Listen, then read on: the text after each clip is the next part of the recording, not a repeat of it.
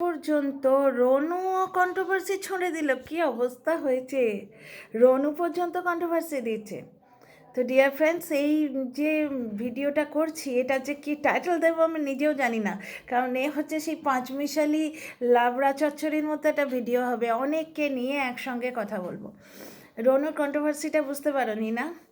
রনু কালকে দেখি, মানে আমি ভিডিও এরকম করে ফোনটা হাতে নিয়ে এরকম করে বসে আছি এইভাবে, হঠাৎ করে একটা এলো, নোটিফিকেশন এলো। গিয়ে দেখি বাইকে করে রনু যাচ্ছে এবং আমার জিগড়া বলে, জিগড়া দোস্ত এরকম বলে পেছনে একজন আছে, সেইখানে একটা গান দিয়ে ছোট্ট 15 সেকেন্ডের একটা শর্টস দিয়েছে। সঙ্গে সঙ্গে আমার কমেন্ট বক্সে 2-3টে কমেন্ট এলো, আমি অবশ্য ডিলিট করে দিয়েছি। দিদি, এ কি সেই ছেলেটা যার কথা রনু বলেছিল? বুঝতে পারছো কন্ট্রোভার্সিটা কোথায় দিয়েছে? আমার জিগড়া বলে, ও হয়তো ইনোসেন্টলি দিয়েছে, তবে যেহেতু কন্ট্রোভার্সি জোন, কখনো এর আগে, কারণ জীবনে প্রথম বাইক চালাচ্ছে না, জীবনে প্রথম বন্ধুর সঙ্গে কোথাও যাচ্ছে না, তো কখনো এর আগে এই ধরনের কিন্তু দেয়নি।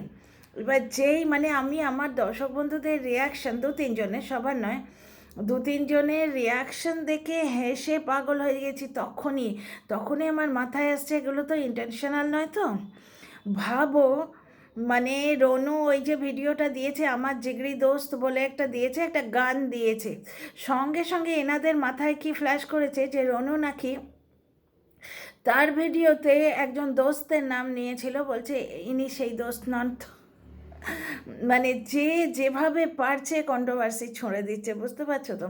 বিদেশ থেকে কামান দাগা হচ্ছে, আর এদিকে কাকু কাকিমা দিয়ে যাচ্ছেন, মানে কাকিমা নয় কাকু দিয়ে যাচ্ছেন, মানে কবিতা নামক একটি সুন্দর জিনিসের মধ্যে দিয়ে রীতিমতো কন্ট্রোভার্সি দিয়ে যাচ্ছেন। প্রথম লাইনটায় কি হচ্ছে, এরে ভুলেও গেলাম, ভয়ঙ্কর সর্প এসে দাদা বলে ডাকবে না, এরকম কিছু একটা আছে।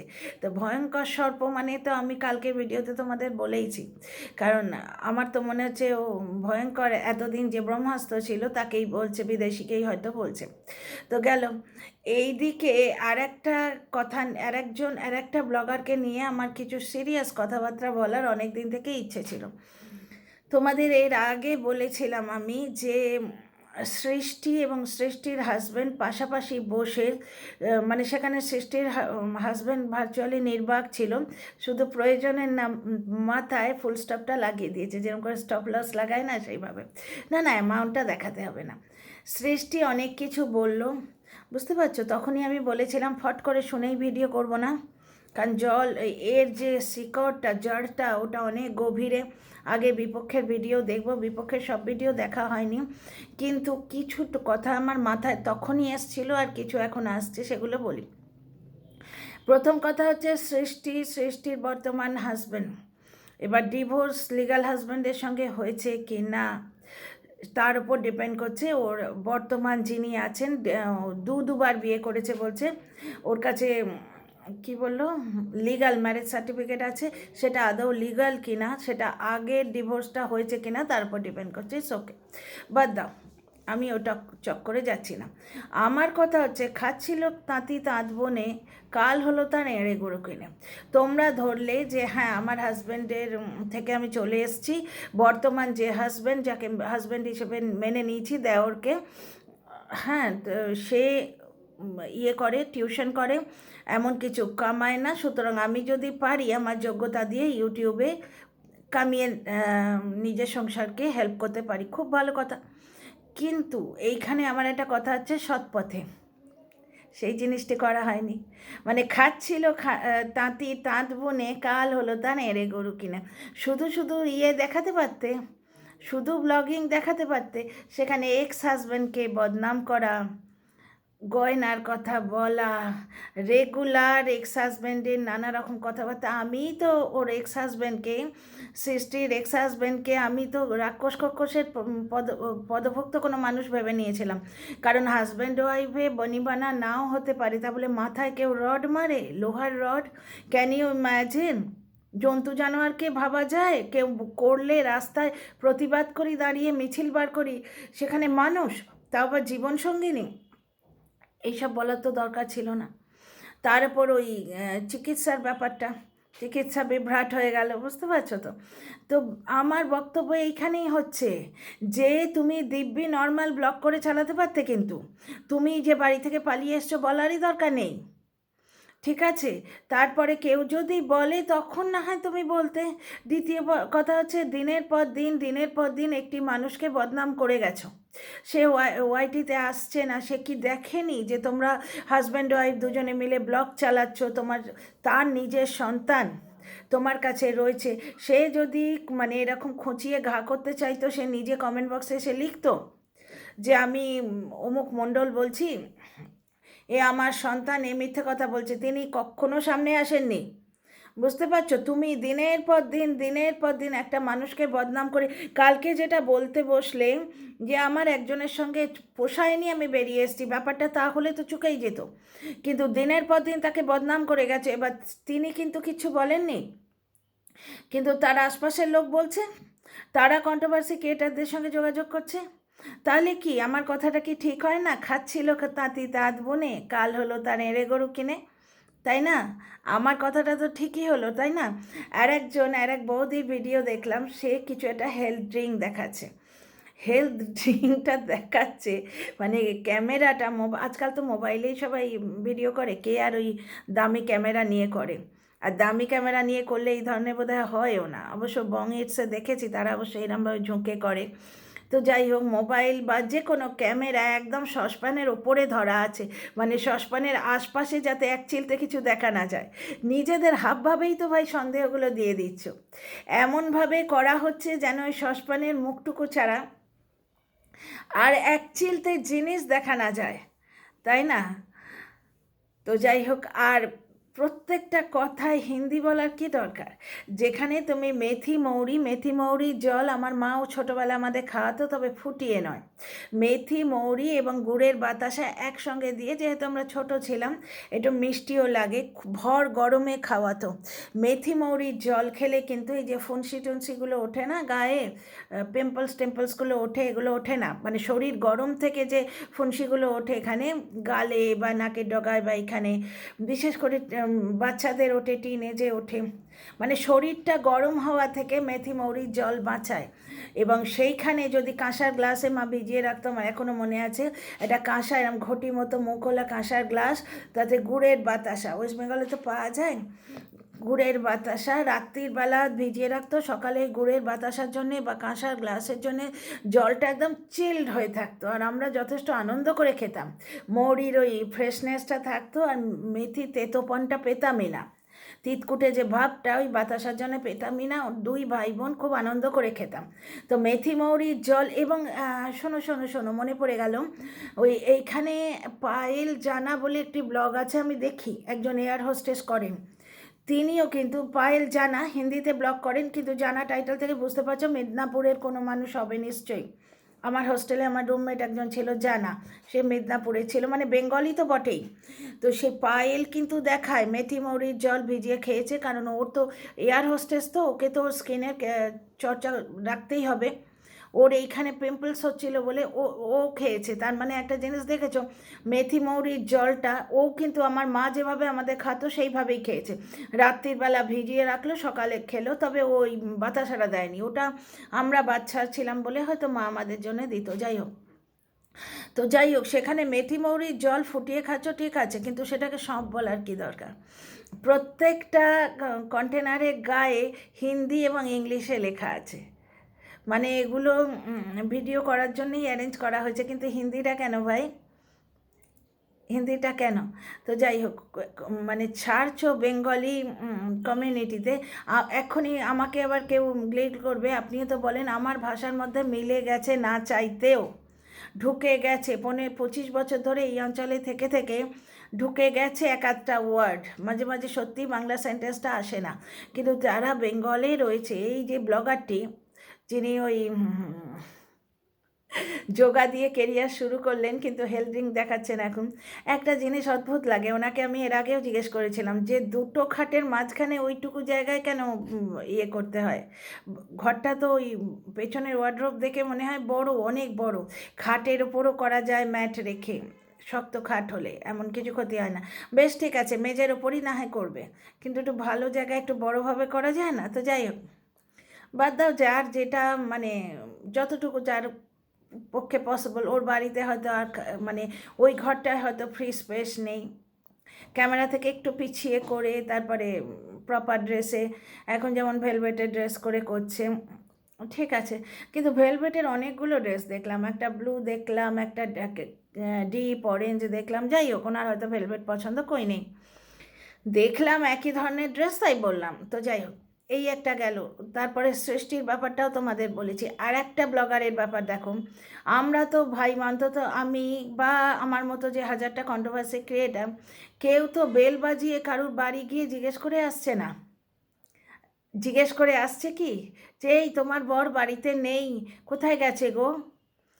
ব্লগার তার হাজব্যান্ডকে নিয়ে পর্যন্ত কন্ট্রোভার্সি দিতে ছাড়েনি। তার হাজব্যান্ড কোনো কারণে দেশের বাড়িতে গেছে, গাঁওতে গেছে, বুঝতে পারছো? সেখানে তার বৃদ্ধ বাবা মা থাকেন, হতেই পারে ছেলে বাপ মায়ের প্রয়োজনে গেছে, বা এদের লিগ্যাল ডকুমেন্টস, ছেলেটাকে বাইরে ভর্তি করবে, আমি টিয়া পাখির কথা বলছি, ছেলেটাকে ভালো স্কুলে ভর্তি করবে, সেইখানে যেতে গিয়ে হয়তো বেশ লিগাল ডকুমেন্টস লাগবে, একটাই তো বললো পোলিও কার্ড লাগবে, তাই না? এরম কিছু জিনিস আনতে গেছে, লাগে হাত সংসারের কিছু বাপ মায়ের হয়তো কিছু কাজ করে এলো, নিজেদেরই কিছু কাজ করে এলো, বুঝলে, 4-5 দিন দেরি হলো। এবার সেই জিনিসটিকেও ব্লগার কাজে লাগিয়ে নিয়েছে। আমার স্বামী আমার সঙ্গে এমন করছে, সঙ্গে ছিল না, প্রেগনেন্ট অবস্থায় এইরকম বাচ্চা নিয়ে ইয়ে করছি, স্পষ্ট বোঝা যাচ্ছে। শিল্পীর কেসটা দেখো না, শুধু শুধু বাড়ি ছেড়ে কিছুদিন রয়ে গেলে, আমি বুঝতে পারি না এদের বাড়ির লোক পারমিশন দেয় কী করে। যাই হোক, তো টিয়া পাখির কথায় ফিরে আসি। কীরকম শিল্পী কীরকম কন্ট্রোভার্সি ক্রিয়েট করার চেষ্টা করলো দেখলে? ও তো দেখেই বোঝা যায়, প্রথম ভিডিওটা দেখেই বুঝেছিলাম এটা পুরোটাই নাটক, কিন্তু সেই নাটকটা ক্রিয়েট তো করেছিল। তারপরে 10-15 দিন বাইরে রইল, গিয়েই বরের সঙ্গে হাত মানে চলে গেল কোনো পার্টিতে না অনুষ্ঠানে, তখন একবারে মানে মিশ একদম সম্পূর্ণ, মানে ফেভিকল কি মজবুত জোর হয় টুটেগা নেই। তো ব্লগারদের এই যে হরকতগুলো, এই জন্যেই তো কন্ট্রোভার্সি জোনটা ফুলে ফেঁপে উঠছে। কন্টেন্ট দিচ্ছে, কন্টেন্ট পাচ্ছি, কন্টেন্ট করছে, কন্টেন্ট সেই ভিডিওর এগেনস্টে কন্টেন্ট দিচ্ছি, আমিও দিচ্ছি, সবাই দিচ্ছে। আচ্ছা, এখানে টিয়া পাখির কথায় ফিরে আসি। টিয়া পাখি কী করলো, যে আমার হাজব্যান্ড আমার সঙ্গে নেই অমুক তমুক বলে সিম্পাতি নিয়ে ভিডিও দিল। হাজব্যান্ডের সঙ্গে যদি এত অমিল থাকে তখন সে প্রেগনেন্ট হয়, বিশেষ করে তার যখন এইরকম কমপ্লিকেশন আছে, এটা একটা মিলিত যৌথ ডিসিশন হয় না, তা সুতরাং বোঝা যাচ্ছে কোথাও কিছু প্রবলেম নেই। তার উপর সে হাজব্যান্ডই আরও মানে তার এবারা, তিনি এসে বউকে বগলদাবা করে একটা লাইভ করলেন, তাতে বললেন এ আমার ঘরের বউ, আমার ওয়াইফ, আমার বাবা মার পুত্রবধূ, আমার বোনেদের বৌদি, এর একটা সম্মান আছে, হেন তেন। ভাই ব্লগ ইয়েটা তো তোমরাই ছড়ে দিয়েছিলে না? এখানে সৃষ্টিও যেমন বললো যে আমি কেস করেছি, দুজনের ওপর কেস হয়েছে, তোমরা ওইখানে দেবে জবাবটা, গিয়ে সৃষ্টি তার বাবার দেয়া ওই পিসি সরকারের যে বিলগুলো দেখিয়েছে। এখানে প্রশ্ন কিন্তু অনেক আসে যে যত 40 ভরি গয়না না কত ভরি গয়নার নাম শুনলাম, ওই যে বিলগুলো, ওই জন্য কায়দা করে পাশে বসা হাজব্যান্ডই বললো না অ্যামাউন্ট দেখানোর দরকার নেই, বিল থাকতেই পারে। কেউ বলছে না বাবা বিনা গয়নায় খালি হাতে মেয়েকে বিয়ে দিয়েছে, কিন্তু 40 ভরি গয়নারই কি বিল আছে ওখানে? অ্যামাউন্টটা তাহলে দেখালে না কেন? 1 নম্বর কথা। 2 নম্বর কথা, যে বন্ধু এবং বান্ধবীর বর যে এসে তোমাদের ধমকি দিল, প্রথমে তুমি করে বললো, তারপর তুই তোকারিতে নেমে গেল, ওটা স্পষ্ট বোঝা যায়, ওটা বোঝা যায়। কিন্তু সেখানে লিস্ট করে গয়না দিয়ে এসছিলে, হেন করেছিলে, এগুলো কিন্তু বলা হয়নি। এগুলো বলা হলো যে আমাদের বলা হয়েছে কেন জমানা খারাপ, গয়না নিয়ে কেন যাবি, গয়নাটা বাড়িতে এখানে রেখে যা, তাই না? আরও অনেক তথ্য আছে। ব্যাপারটা হচ্ছে তোমরা যদি নর্মাল ব্লগ করতে, সৎ পথে ওপরে ওঠার চেষ্টা করতে, আরও অনেক হাজারটা ব্লগার আছে একদম জিরো থেকে হিরো হয়েছে, তাহলে কিন্তু কেউ বলতো না। এত দিন তোমরা সহ্য করলে না, সবাইকে নিয়ে বলছে, আমাদের নিয়েও বলছে, তার মানে কি? তোমাদের নিয়ে বলছে মানে তোমাদের নিয়ে কন্ট্রোভার্সি হচ্ছে, তোমাদের চ্যানেলটা পপুলার হচ্ছে, তাই না?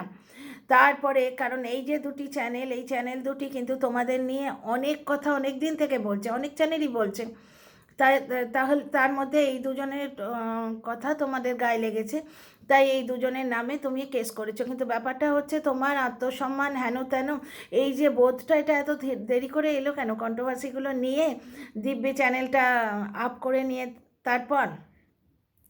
আচ্ছা, ফিরে আসি টিয়া পাখি তার হাজব্যান্ডের কথা। বললাম না 5 মিশালি লাবড়া তরকারি আজকে পরিবেশন করব, তো আমি ওয়েলকাম করেছি কিনা মনে করতে পারছি না, যার জন্য আমি দ্বিতীয়বার আর বললাম না। তো যাই হোক, তোমরা আমার সঙ্গে থেকো। তো আমি সৌমি। তো ডিয়ার ফ্রেন্ডস, একটা জিনিস দেখো, হাজব্যান্ডটি আরও তারে বাড়া, সে বউকে বগলদাবা করে লাইভ করলো, আমার বউয়ের সম্মান আছে, কেউ লোকে লোক তাকে বলছে পরকিয়া করেছে, হেন তেন সব আপনাদের কথা থেকে আসছে। কিন্তু ভাই, তোমার বউ তো বললো যে তুমি ওখানে থাকো না, তোমার একটা নেশার ইঙ্গিত দেখালো দিল। আমরা কি বাড়িতে কড়া নেড়ে জানতে গেছিলাম? কিছু কথা বলি বলি করে বলবো না, যেদিন ইয়ে করেছে মানে ফ্ল্যাট নিতে যাচ্ছে, সেদিনও নিজেকে সিঙ্গেল মাদার হিসেবে কন্ট্রোভার্সি ছুঁড়ে দিল। তার 1 মিনিট পরেই বরকে জড়িয়ে ধরে বাইকের পেছনে বসে বাড়ি এলো, ফ্ল্যাট দেখতে গেল। তাহলে ব্লগারগুলো কি করছে? শুধু তাই না, ব্লগারের যে হাজব্যান্ড এসে অভিযোগ করছে যে আমার স্ত্রী, সে আমার সহধর্মিণী, আমার বাবা মার পুত্রবধূ, ব্লা ব্লা ব্লা ব্লা। সে বলতে গিয়ে আবার ড্রিঙ্ক করার কথা বলে দিল, যে আমার ড্রিঙ্ক করার কথাটা তো আমরা তো জানতাম না ভাই তুমি ড্রিঙ্ক করো। আচ্ছা, এখানে একটি ব্লগার আছে, তার বউ পালিয়েছে নাকি তার কথা অনুযায়ী। আমি মাঝরাতে 2টোর সময় ভিডিওটা পেয়েছি। আনলাকিলি আমি সেদিন জেগেছিলাম, আমার কাছে তখন চ্যানেল ফ্যানেল কিছু ছিল না। আনলাকিলি আমি শুনলাম সেই ব্লগারের বউ অন্য পরপুরুষের সঙ্গে সম্পর্ক করে আমাদের দৌড় করাচ্ছে, এইরকম একটা টাইটেল দিয়ে অ্যাটম বোমের মতো ধপ করে একটা ভিডিও ওয়াইটির জমিতে লঞ্চ হলো, তাই না? শুধু এইখানে নয়, একদিন নয়, দিনের পর দিন ক্যামেরা খুলে ফিরে এসো বন্ধু, ফিরে এসো, শূন্য এ মুখে পাখি মহড়ায়, ফিরে আয় ফিরে আয়, তার বাড়িতে গিয়ে কথা বলো, বন্ধ দরজার আড়ালে যা করার করো, বউয়ের সঙ্গে মারপিট করো, লাঠালাঠি করো, যা পারো করো, কিন্তু সেগুলো ওয়াইটিতে কেন ছাড়ো কল রেকর্ড? ঠিক আছে, তো কাউকে দিতি পাতি এসে, দিদিটিও সুবিধের নয়, দিদিও তো বেশ সামলে নিল, নিজের ঘর সংসার, নিজের চ্যানেল ফ্যানেল বেশ সামনে নিল, গুছিয়ে নিল। হ্যাঁ, সকলের সব কাজ মিটে যাবার পর এখন এলো কন্ট্রোভার্সি জগৎ আইনের আওতায়, তাই না? আচ্ছা, এখানে আরেকটা কথা বলি, একটি মেয়েকে গামলা গামলা বলে বডি শেমিং করা হচ্ছে। মেয়েটির নাম গামলা নামটি নেওয়া বন্ধ করা হোক, এটা খাড়ে খাড়ে বডি শেমিং করা হচ্ছে, বুঝতে পারছো? তো যাই হোক, তার ওইটাই মানে আমার বেশ মজাদার লাগছে, বেশ ফানি লাগছে। সোনু দিল কন্ট্রোভার্সি ওদিকে, বুঝতে পারছো? একজন কবিতায় কন্ট্রোভার্সি ছুঁড়ছে, ব্লগাররা নিজেদের ঘর সংসার গুছিয়ে নিয়ে ধারার কেস ছুঁড়ছে, তাই না? কেস ছুঁড়ে মারছে, তাই না? শুধু বেচারা 2-4টে কন্ট্রোভার্সি ক্রিয়েটার, তারা আইনের ভয়ে চুজু হয়ে বসে আছে নাকি? চুজু হয়ে বসে কেউই নেই, কিন্তু অন্তত মাথায় এই একটা চাপ তো দেয়া হয়েছে যে ভারতবর্ষের আইন মেনে আইনের প্রতি দায়বদ্ধতা দেখিয়ে ভিডিও করো। তো যাই হোক, আমি তো বরাবরই কি বলে সুস্থ কন্ট্রোভার্সি করি। তোমাদের ভালো লাগে যদি কমেন্ট করে জানিও, আর সাবস্ক্রাইব করে পাশে থেকো। See you in the next video.